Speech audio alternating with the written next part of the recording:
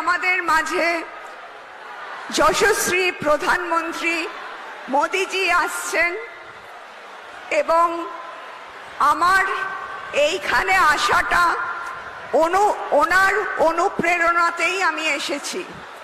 এবং তার চেয়েও বড় কথা হচ্ছে, আমি আগে কোনোদিনও পলিটিক্সে ছিলাম না।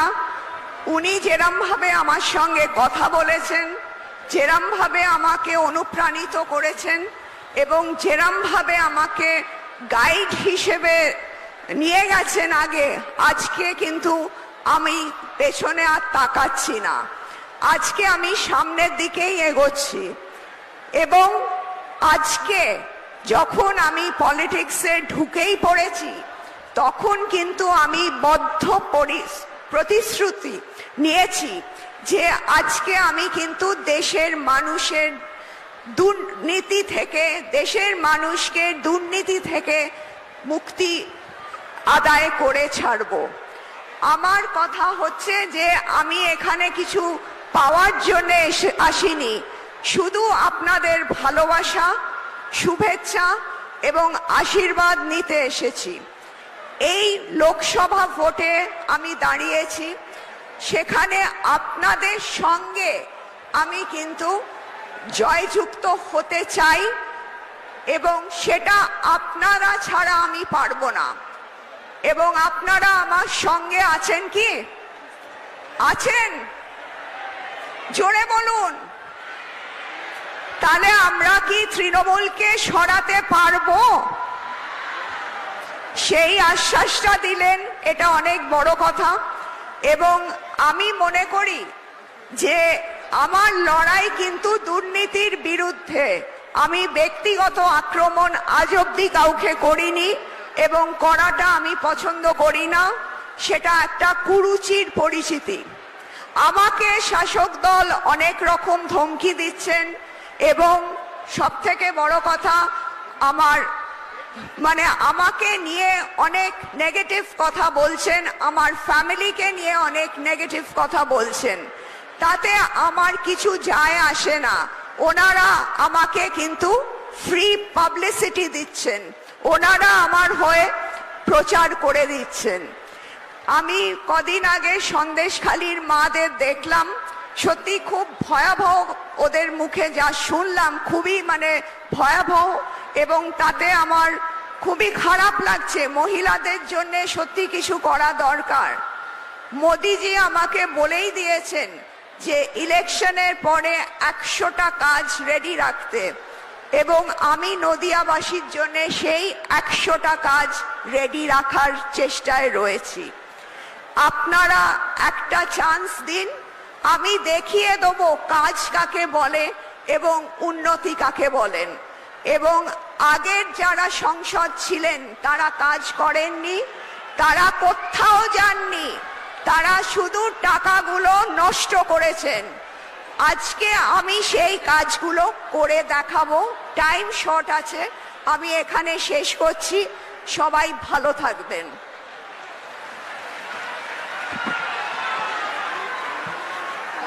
এবার এই জনসভার যার উদ্যোগে আজকের এই বিরাট জনসভা হচ্ছে, তিনি আর কেউ নন, এই তেহট্টের ভূমিপুত্র, এখানকার সারা নদিয়া উত্তরের জনপ্রিয় নেতা সম্মানীয় অর্জুন কুমার বিশ্বাস মহাশয়কে বলবো তার মূল্যবান বক্তব্য সংক্ষেপে মাইক্রোফোনে এসে রাখবার জন্য। ওনাকে অনুরোধ করছি মাইক্রোফোনে এসে তার সংক্ষিপ্ত মূল্যবান বক্তব্য রাখবার।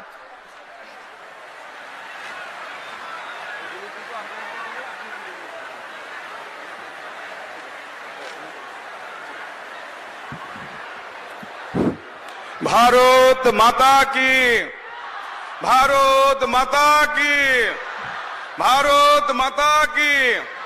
বন্ধুগণ,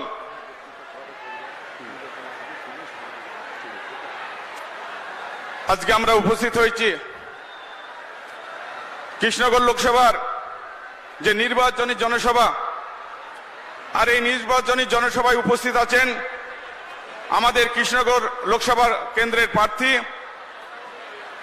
রাজা কৃষ্ণচন্দ্র রাজার যে বর্তমান কুলবধূ রাজমাতা অমৃতা রায়, আছে আমাদের রানাঘাট লোকসভার বর্তমান সাংসদ এবং প্রার্থী ভারতীয় জনতা পার্টির সকলের প্রিয় মাননীয় জগন্নাথ সরকার, আছে আমাদের বহরমপুরের প্রার্থী, আমাদের দীর্ঘদিনের সংঘ পরিবারের কার্যকর্তা এবং বিশিষ্ট ডাক্তার সমাজসেবক নির্মল চন্দ্র সাহা, আছে আমাদের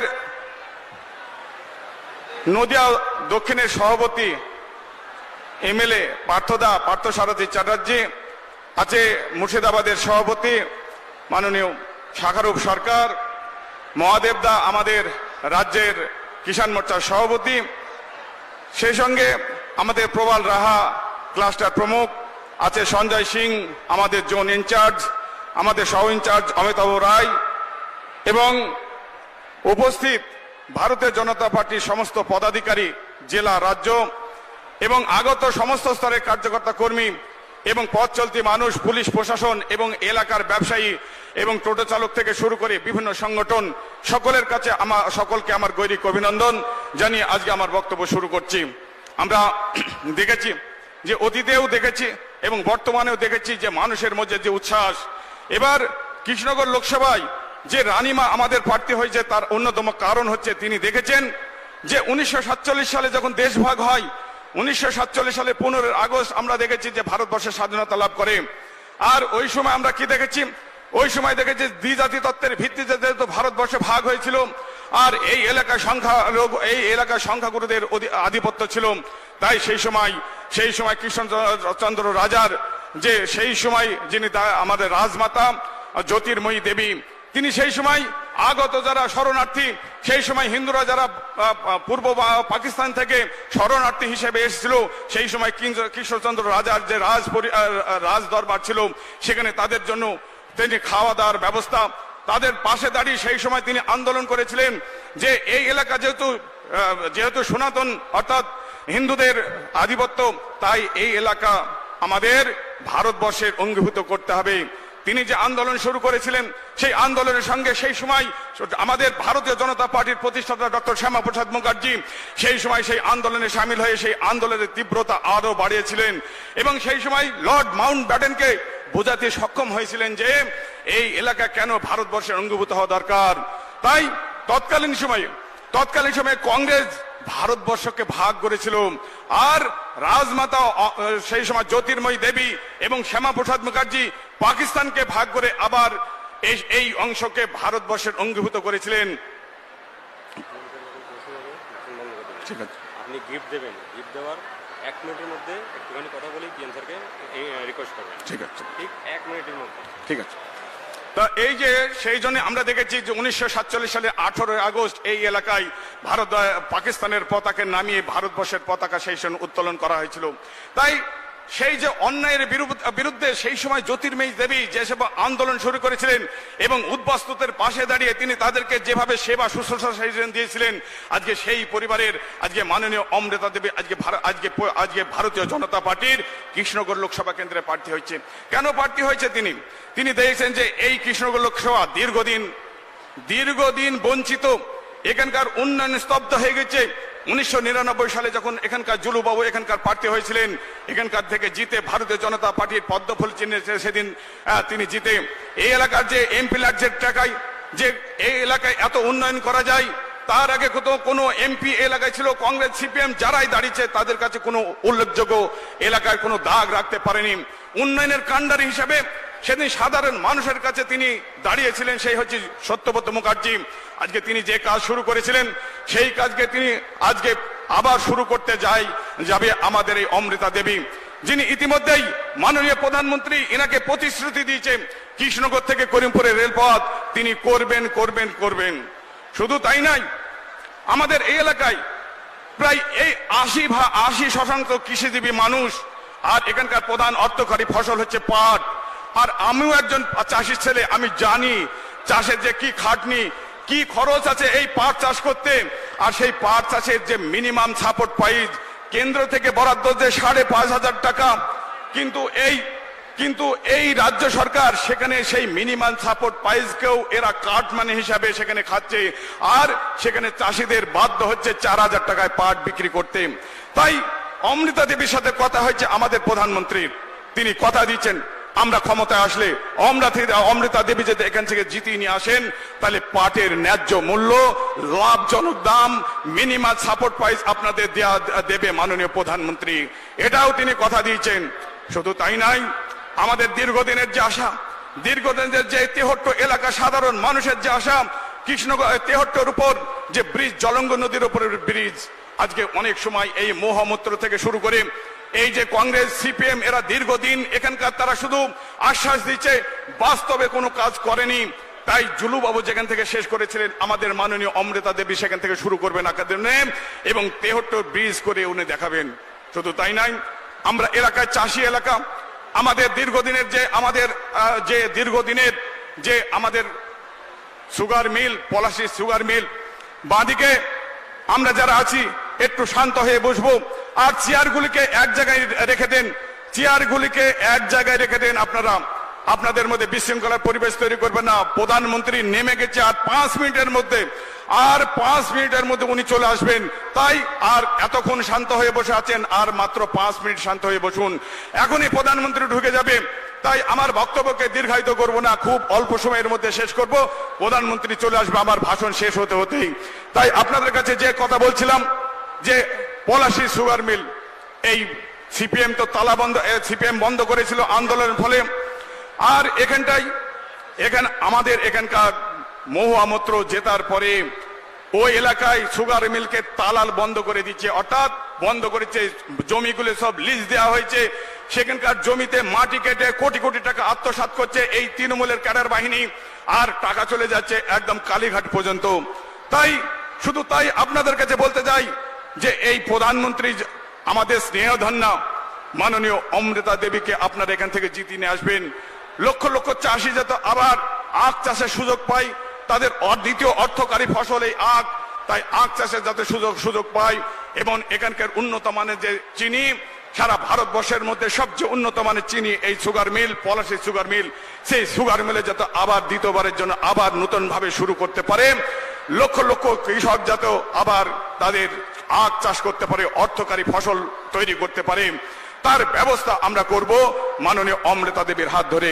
তাই এত এলাকার যে সাধারণ মানুষের যে আবেদন, গতকাল আমরা দেখেছি কি এখানে আমাদের স্টেডিয়ামে যে হরিচাঁদ গুরুচাঁদ যে স্টেডিয়াম বেতাই জিতপুরে, সেখানে কালকে মাননীয় মুখ্যমন্ত্রী এসেছিলেন, এসে বলছেন তিনি নাকি আমাদের গুরুচাঁদ হরিচাঁদের যে আরাধ্য ইনাকে বর্মাদেরকে তিনি পরিচিত ঘটিয়েছেন। তিনি আর কত না সাহস, আজকে শ্রদ্ধা একজন মহিলা, যারা হাজার হাজার আমরা যাদের মতুয়া সম্প্রদায় তাকে মাতৃসভা মনে করি, তিনি আর পরিচিত উনি নাকি করেছেন, অর্থাৎ আজকে মতুয়া সমাজকেও তিনি আজকে ছোট করার চিন্তা ভাবনা করছে, তিনি নিজেকে কত বড় করার চেষ্টা করছেন। শুধু তাই নাই, মায়াপুরের মন্দির নাকি উনি টাকা দিয়ে তৈরি করেছেন, উনি নাকি দক্ষিণেশ্বরের মন্দির তৈরি করেছেন। তাই আপনাদের কাছে প্রশ্ন রাখতে চাই, আর কত নিচে নামবে হিন্দু সমাজকে, তিনি আর কত নিচে নামাবেন এই মাননীয় এই যে মুখ্যমন্ত্রী মমতা বন্দ্যোপাধ্যায়, যিনি সাম্প্রদায়িক তাস খেলেছেন, তিনি যেভাবে কিছুদিন আগে রাম নবমী নিয়ে বিভিন্ন জায়গায় বক্তব্য রেখেছেন, তিনি রাম মন্দির নিয়ে বিভিন্ন জায়গায় বক্তব্য রেখেছেন, তিনি যে রাম মন্দিরে রাম নবমীকে তিনি আশঙ্কা করেছিলেন, তিনি সাম্প্রদায়িক কোথায় করেছিলেন মুর্শিদাবাদে যেহেতু সংখ্যালঘু ভাইদের বাস, তাই তিনি তাদেরকে উত্তেজিত করার জন্য, ভোট ব্যাংকে পরিণত করার জন্য তিনি সেই কাজটা করেছিলেন, তার পরিণাম আমরা দেখেছি। তাই শুধু তাই নাই, আমরা দেখেছি সিএ নিয়ে তিনি যে বক্তব্য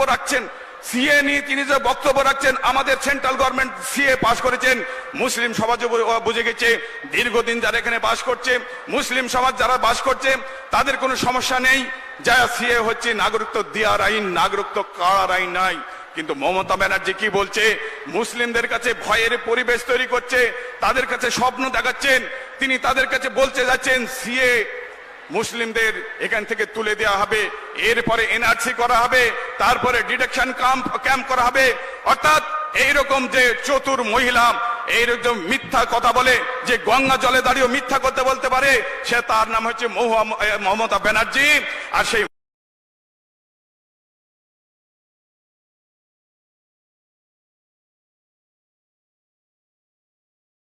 মমতা ব্যানার্জি আজকে যে সাম্প্রদায়িক তাস খেলতে শুরু করেছে,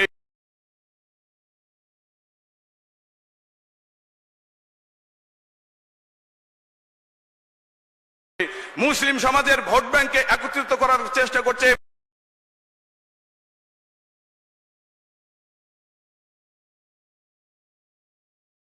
কিন্তু বন্ধুগণ আজকে মুসলিম সমাজ বুঝে গেছে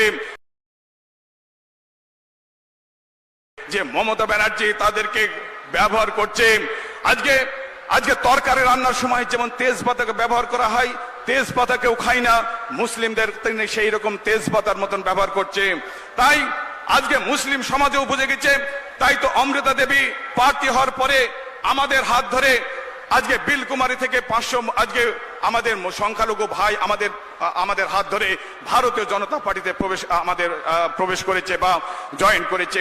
আমাদের রানিং তৃণমূলের নেতৃত্ব এবং গ্রাম পঞ্চায়েতের মেম্বার আমাদের নাকাশিপাড়া ভারতীয় জনতা পার্টির হাত ধরে আজকে তৃণমূল ছেড়ে ভারতীয় জনতা পার্টিতে যুক্ত হয়েছে। তাই বিভিন্ন জায়গায় আমাদের কৃষ্ণনগরের প্রাক্তন কাউন্সিলর আমাদের আলিদা তিনি ভারতীয় জনতা পার্টিতে জয়েন করে এবং বিভিন্ন জায়গায় বক্তব্য রাখছেন। তাই যে পরিবেশ তৈরি হয়েছে সারা ভারতবর্ষে, শুধু আজকে সারা পশ্চিমবঙ্গে বিশেষ করে কৃষ্ণনগর লোকসভায় যে পরিবেশ হয়েছে, সাধারণ মানুষের মধ্যে উন্মাদনা হয়েছে। সাম্প্রদায়িক তাস খেলেও আজকে মমতা ব্যানার্জি কিছু করতে পারে না।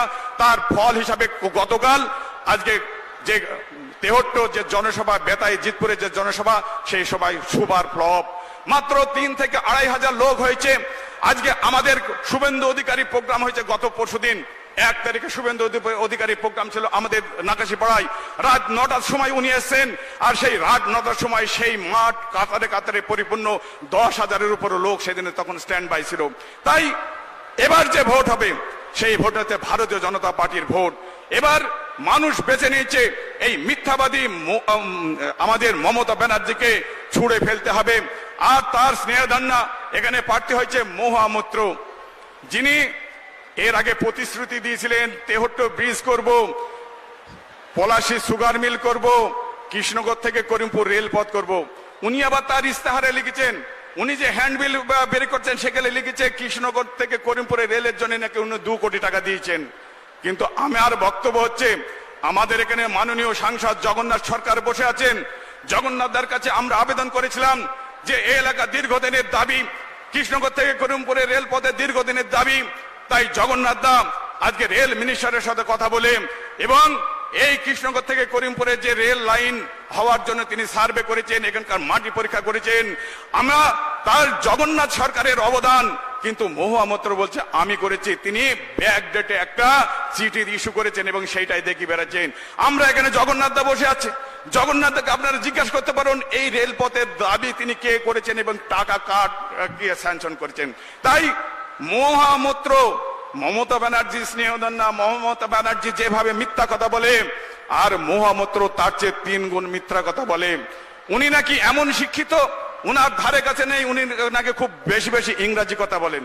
আমাদের প্রার্থী অমৃতা দেবী যেখানে যাচ্ছেন সেখানে ইংলিশে ছাড়া কথা বলছেন না। এসডিও এসপি থেকে শুরু করে ডিএম, আমরা বলছি আজকে এই রকম শিক্ষিত পরিবার, যার কোনো ভেজাল নেই, যার কোনো দুর্নীতি নেই, যা সাধারণ মানুষের পাশে এসে দাঁড়ায়, সেই অমৃতা দেবী এবার এই মহামূত্রকে শুধু এখান থেকে উৎখাত করতে, যে মহামূত্র আজকে এই কৃষ্ণনগর লোকসভার ভোটারদের অপমানিত করেছে, যে ভোট নিয়ে তিনি আজকে দেশদ্রোহিতার কাজ করেছে, যে ভোট নিয়ে তিনি আজকে সাংসদ হয়েছে, সেই সাংসদকে টাকার বিনিময়ে বিক্রি করেছে একজন কোম্পানির হাতে।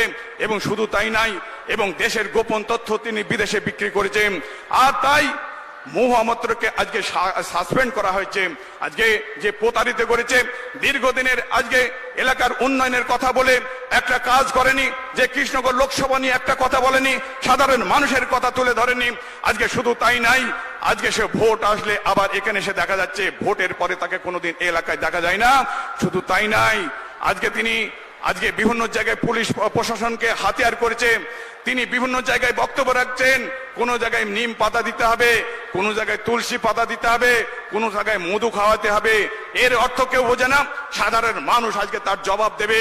মহামূত্রকে বলতে চাই যে যতই চেষ্টা করুক, যতই ভয় দেখানোর চিন্তা ভাবনা করুক, যতই বলুক না পুলিশ প্রশাসনকে আমি দেখে নেব, পুলিশ প্রশাসনকে আমি নিজের কবজায় নিয়েছি এবং আপনাদের ওদের কর্মীদের উজ্জীবিত করার জন্য তিনি এই যে ভাষাগুলি দিচ্ছেন নিম পাতা তুলসী পাতা, আমরাও বলতে চাই এবার নির্বাচন কিন্তু এবারকার নির্বাচন কিন্তু একটা 2019-এর চেয়ে অনেক গুণ অনেক পার্থক্য আছে।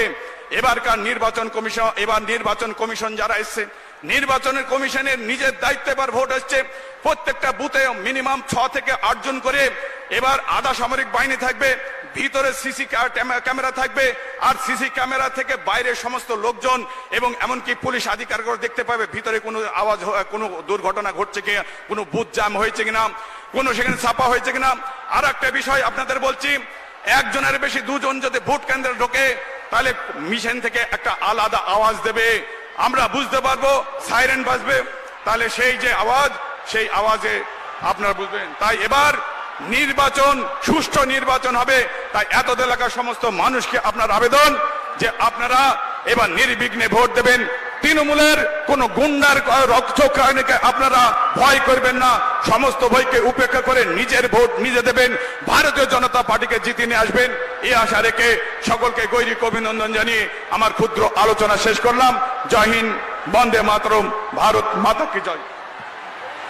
मोदी जी स्वागतम, मोदी जी स्वागतम, मोदी जी स्वागतम, मोदी मोदी मोदी मोदी मोदी मोदी मोदी जी सुस्वागतम, स्वागतम स्वागतम मोदी जी सुस्वागतम, स्वागतम स्वागतम मोदी जी सुस्वागतम, स्वागतम स्वागतम वंदे मातरम, वंदे मातरम वंदे मातरम, वंदे मातरम मोदी जी सुस्वागतम, स्वागतम स्वागतम मोदी जी सुस्वागतम, स्वागतम स्वागतम वंदे मातरम, वंदे मातरम बीजेपी जिंदाबाद, जिंदाबाद जिंदाबाद बीजेपी जिंदाबाद,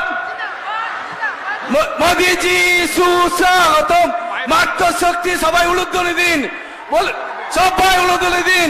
মাতৃশক্তি যা আছেন আমাদের মাননীয় ছেলেরা হাততালি দিন, মাতৃশক্তি যারা আছে উলুধ্বনি দিন। আমাদের প্রধানমন্ত্রী আমাদের নদিয়ার বুকে এসেছেন। मोदी, मोदी जी स्वागतम, मोदी जी स्वागतम, मोदी जी स्वागतम, मोदी जी स्वागतम। সবাই মিলে বলি মোদি, মোদি, মোদি, মোদি, মোদি, চারিদিকে মোদি।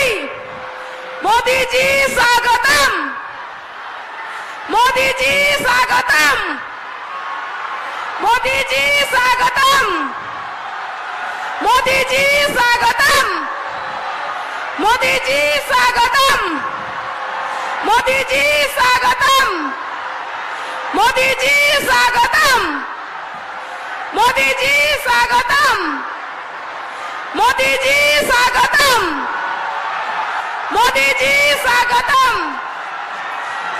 भारत माता की, भारत माता की, भारत माता की, वंदे मातरम, वंदे मातरम। बीजेपी जिंदाबाद, बीजेपी जिंदाबाद। মহান দেশের মহান নেতা নরেন্দ্র মোদী জিন্দাবাদ, মহান দেশের মহান নেতা নরেন্দ্র মোদী জিন্দাবাদ। ভারত মাতা কি।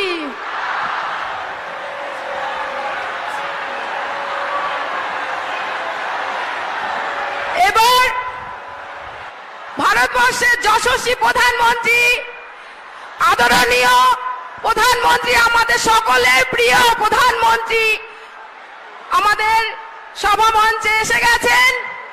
এবার ওনাকে প্রথমেই উত্তরীয় দিয়ে বরণ করে নেবেন আমাদের এই তেহট্ট বিধানসভার ভূমিপুত্র তথা লোকপ্রিয় তথা জনপ্রিয় সকলে প্রিয় নেতা নদিয়া উত্তর সাংগঠনিক জেলার সম্মানীয় সভাপতি অর্জুন কুমার বিশ্বাস মহাশয়কে আদরণীয় প্রধানমন্ত্রীকে উত্তরে দিয়ে বরণ করে নেবে। সকলে মিলে হাততালি। ভারত মাতা কি, ভারত মাতা কি, ভারত মাতা কি, বন্দে মাতরম। এবার কৃষ্ণনগর লোকসভার সম্মানীয় বিজেপি মনোনীত প্রার্থী মোদিজির স্নেহধন্যা কৃষ্ণনগর রাজ পরিবারের কৃষ্ণচন্দ্র রাজা, যিনি জগদ্ধাত্রী পুজোর প্রচলন করেছিলেন, সেই পরিবারেরই রাজবধূ কুলবধূ শ্রীমতী অমৃতা রায় এবং আমাদের নদিয়া উত্তর সাংগঠনিক জেলার সম্মানীয় সভাপতি অর্জুন কুমার বিশ্বাস মহাশয় দুজনে মিলে জগদ্ধাত্রী মায়ের প্রতিমূর্তি দিয়ে তাকে সম্মান জ্ঞাপন করবেন। দুজনকে আগ্রহ প্রকাশ করছি রানীমা অমৃতা রায় এবং অর্জুন কুমার বিশ্বাস মহাশয়কে প্রতিমূর্তি দিয়ে তাকে সম্মান জ্ঞাপন করার জন্য। ভারত মাতা কি, জগদ্ধাত্রী মাই কি, জগদ্ধাত্রী মাই কি, भारत माता की। मोदी जी जिंदाबाद, जिंदाबाद जिंदाबाद मोदी जी जिंदाबाद, जिंदाबाद जिंदाबाद रानी मां अमृता राय जिंदाबाद। जिंदाबाद जिंदाबाद আদরণীয় প্রধানমন্ত্রী, আমাদের যশস্বী প্রধানমন্ত্রী সম্মানীয় নরেন্দ্র মোদীজিকে আমি আগ্রহ প্রকাশ করছি মাইক্রোফোনে গিয়ে তার, যার জন্য এতক্ষণ ধরে সমগ্র কৃষ্ণনগরবাসী অপেক্ষা করছেন, যার মূল্যবান বক্তব্য শুনবার জন্য, যার জন্য এতক্ষণ ধরে প্রচন্ড দাবদাহে অপেক্ষা করছেন, তিনি আমাদের সামনে তার মূল্যবান বক্তব্য রাখবেন। আমি আমাদের সম্মানীয় প্রধানমন্ত্রীকে অনুরোধ করছি মাইক্রোফোনে এসে তার মূল্যবান বক্তব্য রাখবার জন্য। মোদিজি ওয়েলকাম, মোদিজি ওয়েলকাম।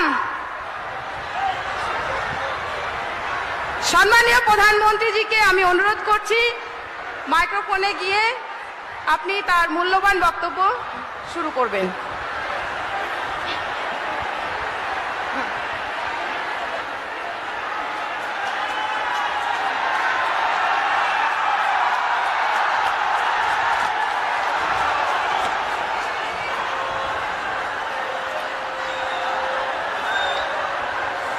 নমস্কার, হরে কৃষ্ণ। কেমন আছেন নদিয়াবাসী? मेरे साथ बोलिए, भारत माता की, भारत माता की, भारत माता की। चैतन्य महाप्रभु की इस महान धरती को मेरा शत शत नमन।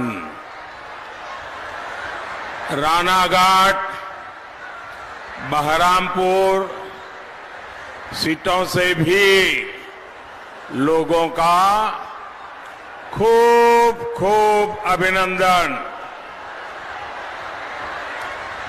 आप इतनी बड़ी संख्या में हम सबको आशीर्वाद देने आए हैं। इतनी बड़ी संख्या में माताएं बहनें आशीर्वाद दे रही है। ये मेरा परम सौभाग्य है। मैं सर झुकाकर आप सबको प्रणाम करता हूं।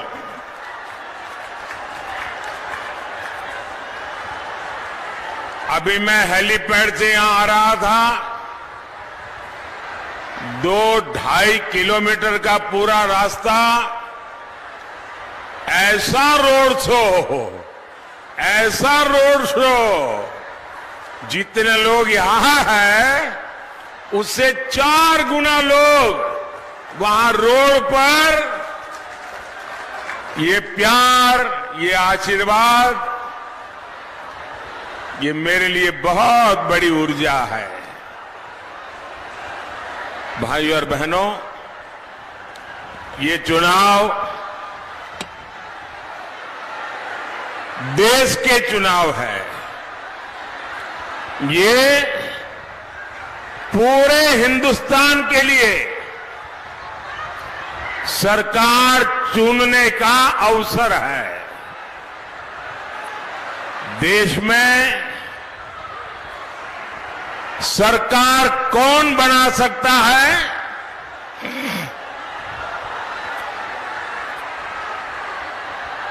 टीएमसी तो पूरे देश में 15 सीट भी जीत नहीं सकती। अब आप मुझे ये बताइए, क्या टीएमसी 15 सीट लेकर के सरकार बना सकती है क्या? जरा मुझे जवाब दीजिए। 15 सीट लेकर टीएमसी सरकार बना सकती है क्या? जोर से बताइए, बना सकती है क्या? कांग्रेस भी पूरे देश में कितना ही जोर लगा दे, इस बार आधी सेंचुरी करना मुश्किल है। 50 सीट पाने के लिए भी वो बहुत मुश्किल में है। अब मुझे बताइए, 50 सीट भी नहीं मिल रही है तो क्या वो सरकार बना सकते हैं क्या? ये वाम मोर्चा कभी यहां पर उसका सूरज ढलता नहीं था, आज कहीं लाल झंडा नजर नहीं आ रहा है, वो तो पस्त पड़ा हुआ है। क्या वो भी सरकार बना सकता है क्या? इस चुनाव में साफ साफ है, अगर कोई सरकार बना सकता है तो वो सिर्फ और सिर्फ बीजेपी एनडीए की सरकार ही बनेगी। मेरा आप सबसे प्रार्थना है, अब जगह बिल्कुल नहीं है, कृपा करके आप जहां हैं वहीं से सुन लीजिए। आप मुझे देख नहीं पाएंगे, मैं इसके लिए क्षमा मांगता हूं, लेकिन आप आगे आने की कोशिश मत कीजिए। बोलिए भारत माता की, भारत माता की। अभी तो बहस इतनी है कि भी एनडीए 400 पार होगा कि नहीं होगा। जो हमारे विरोधी कहते हैं 400 पार नहीं होगा, जो लोग मैदान में काम कर रहे हैं बोले कहते हैं बिल्कुल 400 पार करेगा। और इंडी वालों की लड़ाई बस इस बात पर है कि लोकसभा में विपक्ष में जो दल जीत करके आएंगे उनमें सबसे बड़ा दल कौन बने, ये लोग इसी के लिए लड़ रहे हैं। फिर मोदी को किस लिए इतने ज्यादा एमपी चाहिए? भाइयों बहनों, मोदी को ज्यादा एमपी इसलिए चाहिए ताकि वो हर संसदीय क्षेत्र को आगे बढ़ा सके। आज देश में कनेक्टिविटी, इंफ्रास्ट्रक्चर, गांव, गरीब, किसान, महिलाओं से जुड़े कितने काम हो रहे हैं। अगर आपके यहां बीजेपी एनडीए के सांसद होंगे तो और तेजी से विकास होगा। बीजेपी एनडीए के सांसद अपनी मेहनत से अपने क्षेत्र में 5-5, 10-10 हजार करोड़ रुपए के प्रोजेक्ट ले जाते हैं। आप बीजेपी सांसदों को देखा होगा, पिछले 5 साल उन्होंने इतनी मेहनत की है, अपने क्षेत्र का इतना विकास किया है अगर यहां से भी आप बीजेपी के सांसद चुनते हैं तो विकास में ताकत लगाता है, और अगर विरोधी चुनते हैं तो हाउस में हो हल्ला करने में टाइम बिगाड़ता है। साथियों, मैं जानता हूं टीएमसी, कांग्रेस, लेप के इंडी अलायंस पर भरोसा आप लोग खो चुके हैं। आप चाहते हैं यहां टीएमसी के तोलाबाजों और महिलाओं पर जुल्म करने वालों को कड़ी सजा मिले। जिस टीएमसी ने गरीब का राशन तक नहीं छोड़ा, उससे उम्मीद ही क्या की जा सकती है। इसलिए गांव हो या शहर, हर कोई एक ही बात कर रहा है। फिर एक बार आप जरा बोलेंगे तो शायद मैं समझूंगा कि मेरा हिंदी आप समझ सकते हैं कि नहीं सकते। फिर एक बार, फिर एक बार, फिर एक बार, आभार एक बार, आभार एक बार। मैं कृष्णानगर को, राणाघाट को, बहरामपुर को गारंटी देता हूं, जिन जिन को टीएमसी ने लूटा है उनका हिसाब किया जाएगा। इतना ही नहीं, जहां कानून के हिसाब से संभव हुआ वहां पीड़ितों को उनका पैसा लौटाया जाएगा। ये मोदी की गारंटी है। एटा मोदी गारंटी। साथियों, मुझे यहां के मेरे साथी बता रहे थे कि पहले यहां कितनी फैक्ट्रियां हुआ करती थी। एक समय पूरा बंगाल इंडस्ट्री के मामले में कितना आगे था, लेकिन कांग्रेस, लेप और फिर टीएमसी ने सारे उद्योगों को बर्बाद कर दिया। लाल झंडे वाले ताले लगाते रहते थे। यहां तोलाबाजी हो, दंगे हो, वहां कौन आएगा, कौन निवेश करेगा?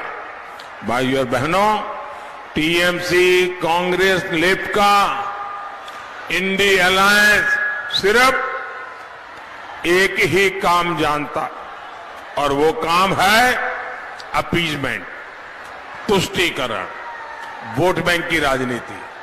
आप जानते हैं कि कांग्रेस ने देश का विभाजन धर्म के आधार पर किया। इसमें उन हिंदुओं, सिखों, बौद्ध, जैन, पारसी, ईसाई, इन सब का क्या दोष था जो बॉर्डर के उस पार रह गए? ऐसे साथियों का ध्यान रखने की गारंटी देश के विभाजन के समय दी गई थी, लेकिन आजादी के बाद इस बात को भुला दिया गया। मैं यहां भी जब मातुआ समुदाय के लोगों से मिलता हूं तो हमारे मतुआ के समाज के लोग उनकी पीड़ा मुझे बताते हैं। वो मुझे सुनकर के बड़ा दर्द होता है। ऐसे हर व्यक्ति की पीड़ा दूर करने के लिए ही हमारी सरकार ने मतुआ समाज जैसे सभी बंधुओं को न्याय देने के लिए सीएए लाने का साहस किया, लेकिन टीएमसी इसका सबसे ज्यादा विरोध कर रही है। लोगों को उम्मीद थी कि टीएमसी इसका सबसे ज्यादा समर्थन करेगी, लेकिन टीएमसी के लिए वोट बैंक की राजनीति सर्वोपरि है। और अब तो इन लोगों ने हद ही कर दी है। ये लोगों के बीच सीए के बारे में दुष्प्रचार भी कर रहे हैं। टीएमसी को किसी पीड़ित हिंदू को अधिकार मिलने से एलर्जी है, लेकिन टीएमसी को यह पता होना चाहिए कि वो सीए को लागू होने से रोक नहीं सकती। और मैं सीए के माध्यम से भारत की नागरिकता मांग रहे हर व्यक्ति को आज विश्वास दिलाता हूं, उन्हें उनका हक मिलकर रहेगा, उन्हें हर सरकारी योजना का लाभ मिल करके रहेगा और ये मोदी की गारंटी है। साथियों, पश्चिम बंगाल का इतिहास देश को दिशा देने वाला रहा। यहां राजा कृष्णचंद्र जी ने उनका सुशासन, उनकी भारत भक्ति की विरासत है, जिन्होंने हमारी आस्था, हमारी संस्कृति को बचाने के लिए काम किया, यहां के विकास के लिए अपना बहुत कुछ दान कर दिया। लेकिन टीएमसी वाले ऐसी विरासत को ही बदनाम करने में जुटे हैं। आज देखिए, देश के इतिहास में शायद ही ऐसी कोई सरकार रही जिसको आए दिन कोर्ट को याद दिलाना पड़ता है कि उसकी ड्यूटी क्या है। टीएमसी सरकार ऐसा कोई काम करती नहीं जो संविधान और कानून के मुताबिक हो, जो लोकतंत्र के मुताबिक हो। इसका एक बहुत बड़ा उदाहरण संदेश खाली है। संदेश खाली में क्या चल रहा है, ये टीएमसी के टॉप लीडर्स को पहले से पता था। लेकिन संदेश खाली बहनों से ज्यादा वो अत्याचारी इनके काम का था। देखिए कैसे कैसे हथियार, कैसे कैसे सामान मिल रहे हैं। क्या ये गोला बारूद, ये बम बंदूक गणतंत्र को मजबूत करने के लिए था क्या? साथियों, कल मैं जब बंगाल पहुंचा था तो मुझे कई एक्स सर्विसमैन मिलने आए थे। उन्होंने मुझे वन रैंक वन पेंशन के लिए बहुत धन्यवाद दिया। वो इतने भाव विभोर थे कि हमारा 40 साल पुराना वन रैंक वन पेंशन का मामला आपने सुलझा दिया और लाखों करोड़ रुपया ये हमारे एक्स सर्विसमैन को हमने पहुंचाए। जिन लोगों ने राष्ट्र की सेवा के लिए अपने पूरे जीवन काम किया, आज बंगाल में उनका शोषण हो रहा है। इन लोगों ने कल मुझसे इस बारे में विस्तार से बात की है। आज मैं इस मंच से हमारे एक्स सर्विसमैन, जिनको बंगाल की धरती पर टीएमसी सरकार लगातार अन्याय करती है, मैं उनको विश्वास दिलाता हूं कि बंगाल की भारतीय जनता पार्टी आपके साथ खड़ी रहेगी और आपकी मुसीबतों को दूर करने के लिए मेरे तीसरे टर्म में भारत सरकार हर कानूनी काम में आपकी मदद करेगी।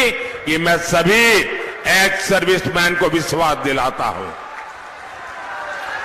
भारतीय जनता पार्टी और हमारी सरकार ऐसे हर एक्स सर्विसमैन की पूरी मदद करेगी।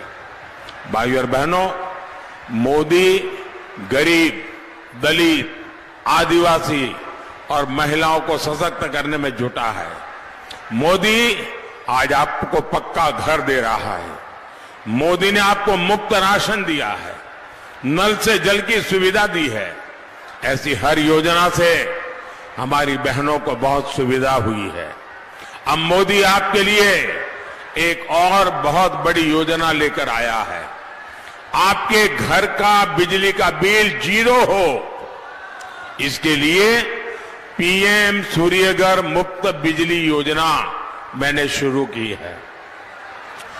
आपको सरकार आपके घर के छत पर सोलर पैनल देने के लिए मदद देगी और अगर जरूरत से ज्यादा बिजली पैदा हुई तो आप उसको बेच सकेंगे, सरकार उसको खरीद लेगी।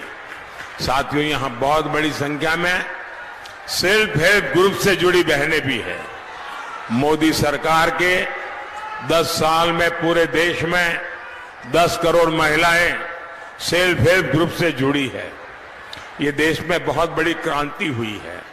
मोदी ने इन 10 करोड़ महिलाओं को बिना बैंक गारंटी 8.5 लाख करोड़ रुपए, ये बहनों को 8.5 लाख करोड़ रुपए, उससे भी ज्यादा रुपयों की मदद की है।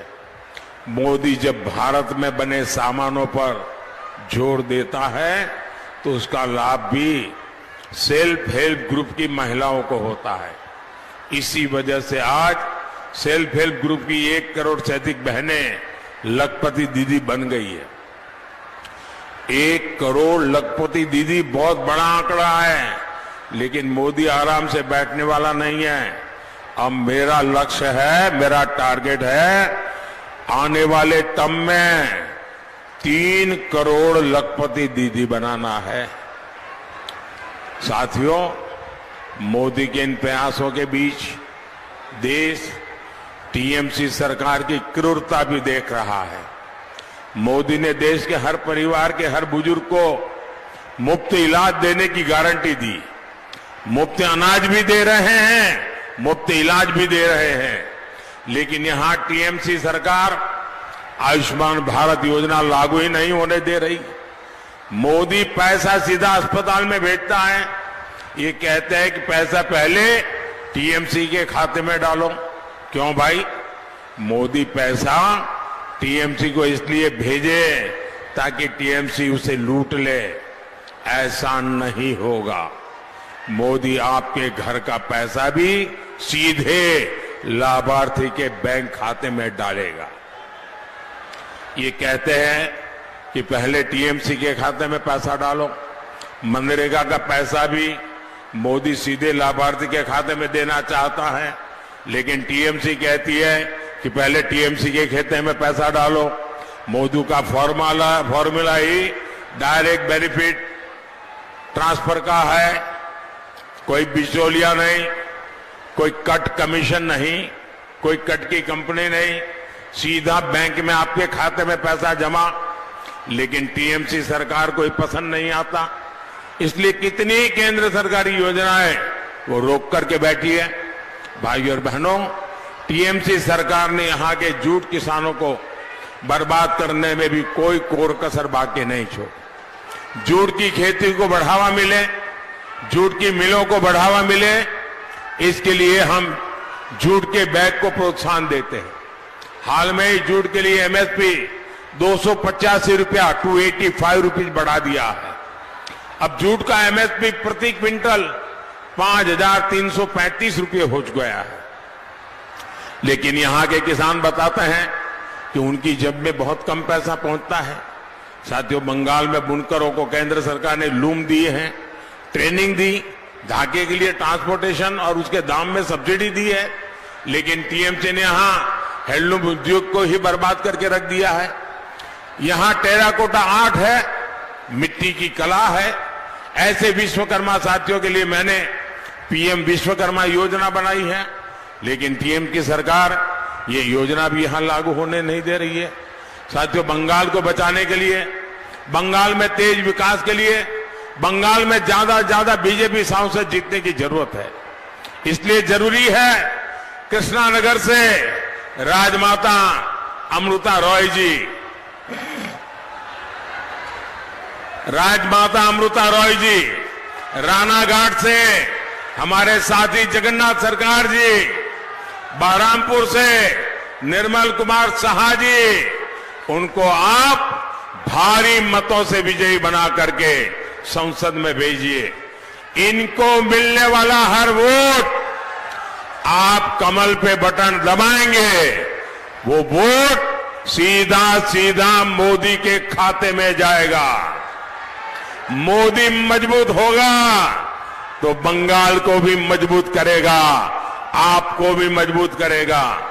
आइए, घर घर जाइए और घर घर जाके कहिएगा मोदी जी आए थे और मोदी जी ने आप सबको नमस्कार कहा है। बोलिए भारत माता की, भारत माता की, भारत माता की। बहुत बहुत धन्यवाद।